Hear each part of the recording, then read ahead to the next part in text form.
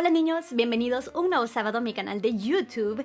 Y hoy, no sé si se acuerdan, hace como un mes o un mes y medio les pedí su ayuda con una encuesta sobre su experiencia dentro del sistema educativo de El Salvador.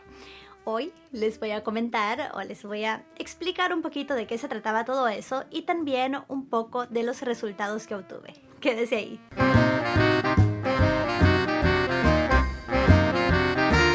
Muchísimas gracias a todos ustedes que colaboraron resolviendo o participando en esta encuesta. Al final tuve 295 resultados válidos, o sea, encuestas llenadas que eran válidas porque algunos llenaban unas cosas y ponían cosas extrañas en otras.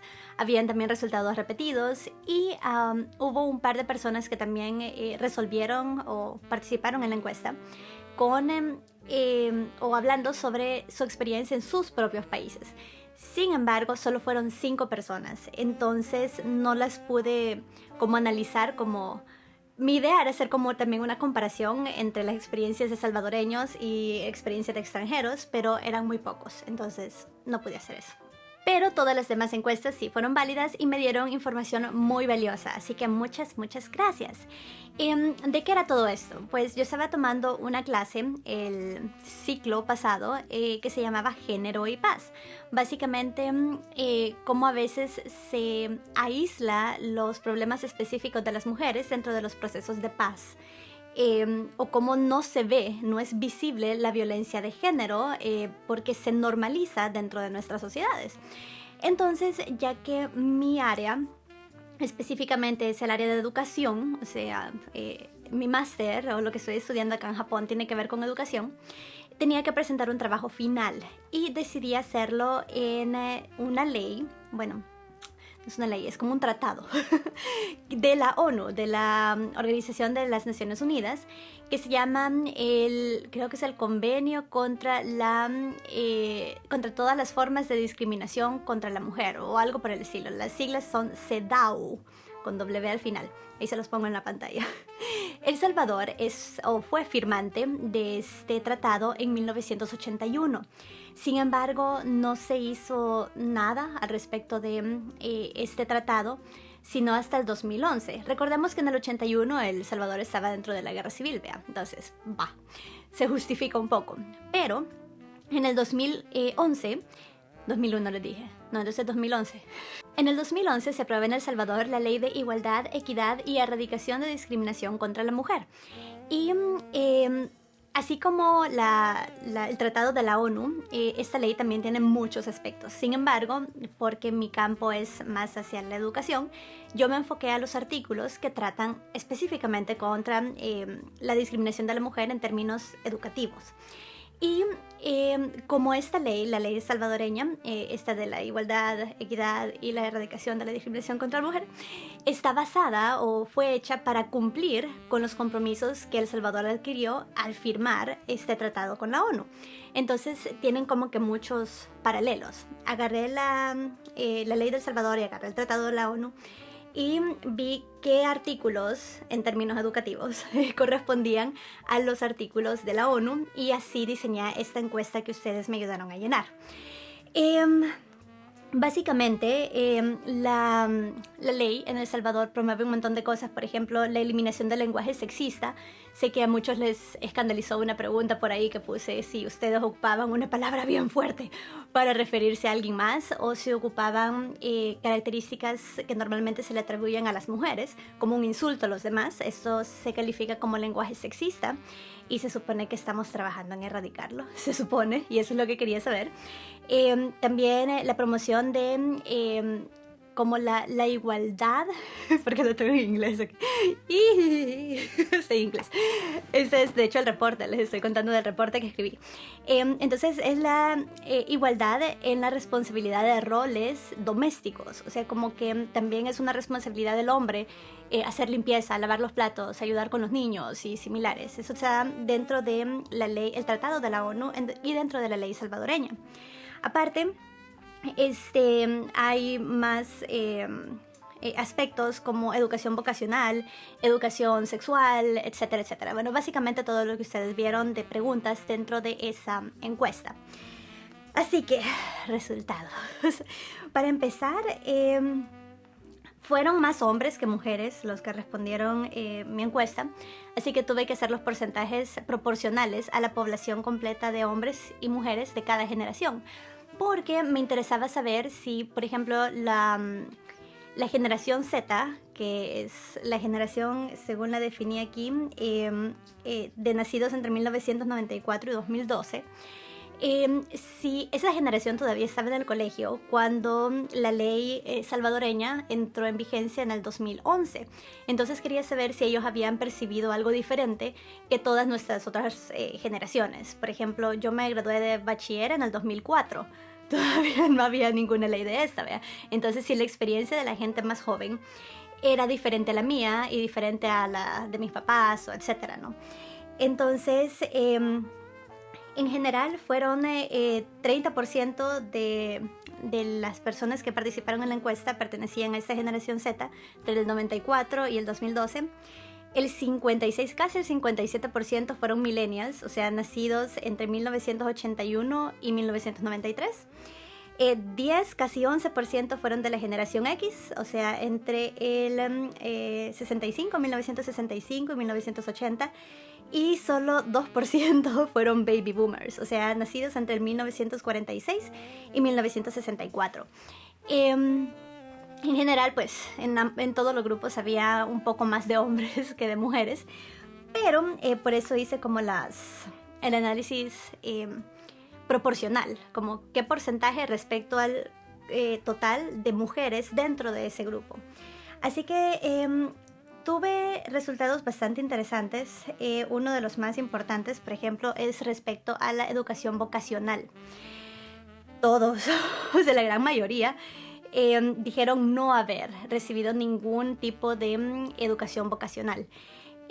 Incluso yo esperaba que la generación Z, o sea, la gente más jovencita que ya tenía esta ley de su lado, pues tuviera un poco, quizás una mejor experiencia al respecto, pero de hecho ellos fueron el grupo más grande que dijo que no, aparte de los baby boomers, o sea, de la generación más viejita, de los nacidos entre el 46 y el 64.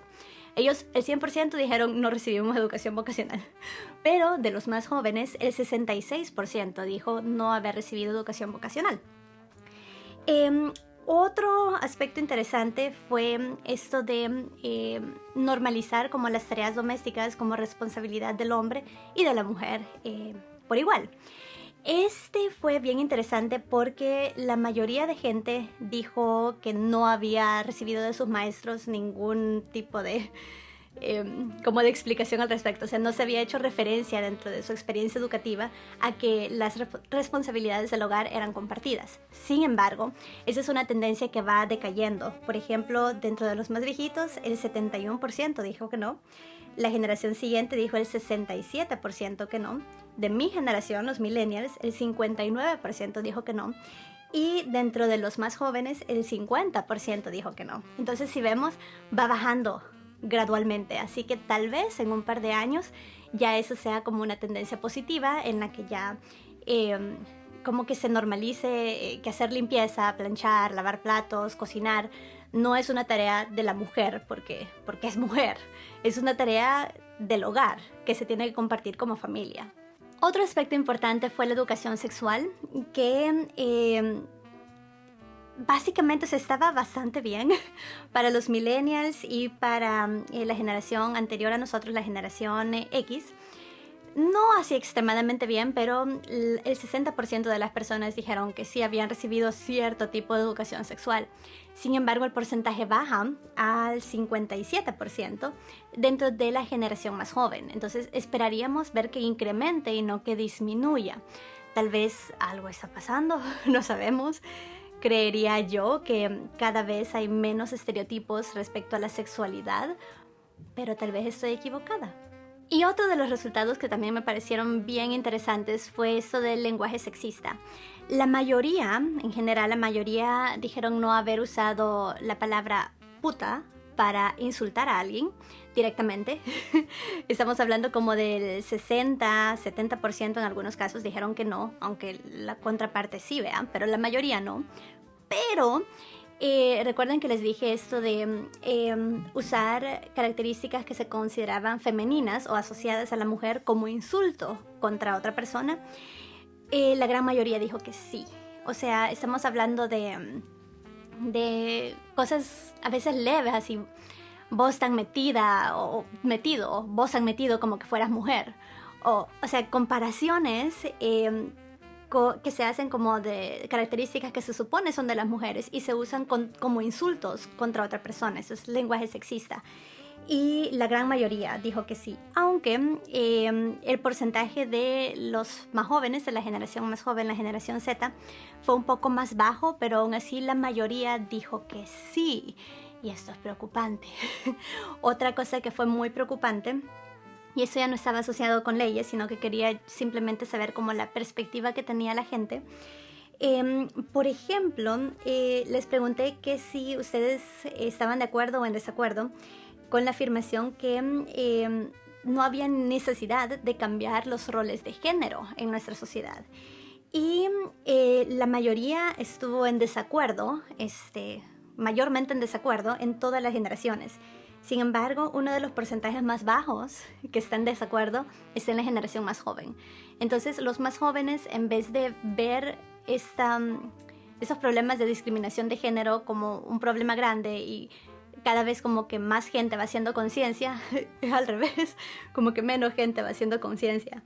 Y al mismo tiempo, la siguiente pregunta decía que si pensaba o si estaba de acuerdo o en desacuerdo con la afirmación de que las limitaciones de género que las mujeres enfrentan dentro de la sociedad no violan sus derechos humanos. Mientras que mi generación y todas las generaciones pasadas, la generación X y los baby boomers, todos dijeron estar de cierta manera en desacuerdo. O sea, que piensan que esas como diferencias de género sí violan los derechos humanos de la mujer. La generación más joven dijo estar en desacuerdo. O sea, ellos creen que realmente la diferencia de paga, por ejemplo, que una mujer y un hombre tienen un salario diferente por hacer el mismo trabajo, todo eso, que no constituye una violación de los derechos humanos.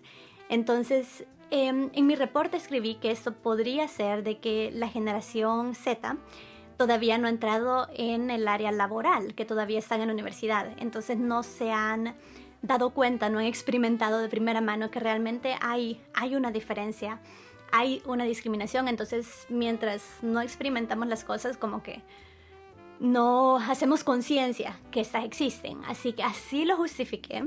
Pero de no ser así, y si estas tendencias se mantienen, veo muy difícil a futuro que la generación más joven pues siga como luchando por los derechos de las mujeres. Y finalmente, otra de las cosas que noté es que les pregunté si estarían dispuestos a firmar alguna ley o apoyar una ley que promoviera la igualdad de género. La gran mayoría dijo que sí, aunque algunos dijeron que no. Muchos, por cierto, usaron les dejé como una pregunta abierta para decir como su opinión, que era lo que ustedes percibían como el mayor reto de la mujer dentro de nuestra sociedad. Muchos ocuparon este espacio abierto para justificar por qué no apoyarían una ley de igualdad. Y es que muchos creen que, bueno, dos cosas. Uno, muchos hablaron del aborto, que el aborto no era un derecho de la mujer y similares. Yo no estaba hablando de aborto, creo que ese es un tema que, no sé, como que les toca mucho a ciertas personas. Vean, mi investigación no era para nada enfocada a eso, era enfocada a la educación, creo que se notaba dentro de toda la encuesta, pero ahí están sus opiniones. Y el otro tipo de respuesta fue que no apoyarían una ley que se enfoque a la igualdad de género porque percibían que para la mujer la igualdad de género no era alcanzar igualdad con el hombre, sino como que superarlo. Entonces que no lo veían correcto. Entonces creo que, si bien es cierto, tengo que admitir que hay movimientos feministas que son un poco más extremos, o sea, creo que buscan más una especie de revancha o venganza por la discriminación que la mujer ha sufrido durante, bueno, muchísimo tiempo y sigue enfrentando en la actualidad. Creo que ese es como el extremo. Y la mayoría de gente, bueno, no la mayoría, pero algunas personas creen que eso es feminismo. Y en realidad no. El feminismo es precisamente alcanzar una... Y no una igualdad, porque al menos para mí hay cierta... Por ejemplo, mi profesora está en desacuerdo conmigo respecto a esto, pero yo sí siento que, por ejemplo, la fuerza física de una mujer y un hombre no son iguales. Si una mujer entrena un montón, por ejemplo, y se pone a competir contra un hombre que ha entrenado igual, el hombre siempre va a ser más fuerte, tal vez más rápido y similares. No podemos cerrar los ojos, a mi juicio, a este aspecto. Entonces no se trata de ser iguales, porque creo que hasta cierto punto no podemos, sino que se trata de reconocer que somos igualmente valiosos.